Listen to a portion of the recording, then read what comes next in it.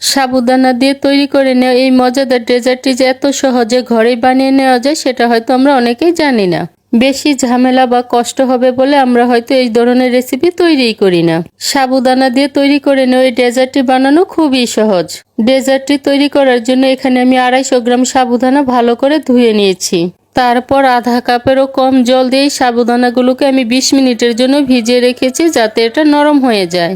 20 minute ভিজিয়ে রাখার পর সাবুদানাগুলো একদম নরম হয়ে গিয়েছে আর জলের পরিমাণটা এমনভাবে দিতে হবে যাতে এতে অতিরিক্ত জল না থাকে। এবার এর সাথে দিয়ে দিচ্ছি 1 চিমটি লবণ, 3 টেবিল চামচ চিনি আর 2 টেবিল চামচ পাউডার মিল্ক দিয়ে খুব ভালো করে মেখে নিচ্ছি। মেখে নেওয়া হয়ে গিয়েছে। এবার হাতটাকে আমি পরিষ্কার করে ধুয়ে তারপর সামান্য পরিমাণ ঘি মেখে নিচ্ছি। এখন সামান্য পরিমাণ মিশ্রণ হাতে নিয়ে ছোট ছোট বলের মতো বানিয়ে নিচ্ছি। একটা বল আমি বানিয়ে নিয়েছি আর বাকি বলগুলো একই রকম ভাবে তৈরি করে নিব। সাবুদানার এই বলগুলোকে খুব বেশি বড় করব না, যখন আমি দুধে দিব তখন কিন্তু এটা আরো বড় হয়ে যাবে।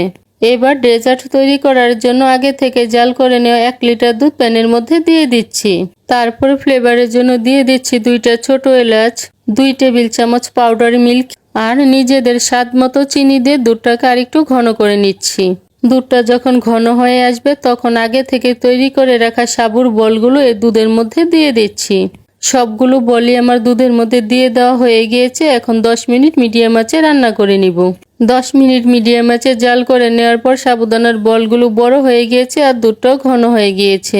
সাবুদানার ডেজার্টটি আমার তৈরি করে নেওয়া হয়ে গিয়েছে। এবার চুলাটা বন্ধ করে এভাবে কিছুক্ষণ রেখে দিব। ঠান্ডা হয়ে যাওয়ার পর কিন্তু আরো ঘন হয়ে যাবে।